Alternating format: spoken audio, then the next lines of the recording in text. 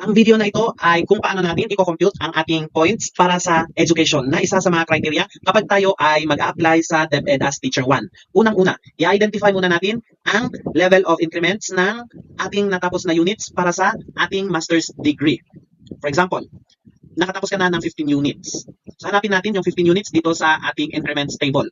Asan ba ang 15 units? So, ayun ang 15 units. Ngayon, ano ba ang level of increments ng 15 units na yan? Ayun, 10.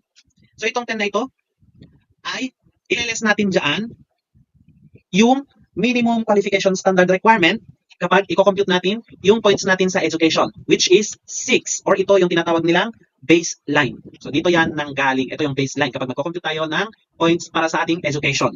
So, 6 minus 10 is equivalent to 4 increments. Sulat natin ng buo.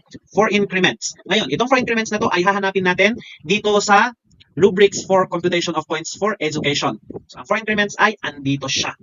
Ibig sabihin, yung 4 increments na yan is equivalent to 4 points. So, meron na tayong 4 points para sa ating education. 4 points para sa ating education. Ayun. So, kung mapapansin niyo dito, no, actually, kinap ko na yan kasi kapag ikaw ay naka more than 33 units na sa iyong master's degree, ibig sabihin, sa'yo na ang 10 points.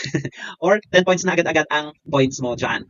So thank you very much for watching, and please don't forget to follow me on my YouTube channel, Facebook page, and Instagram, Teacher Tuason. Thank you.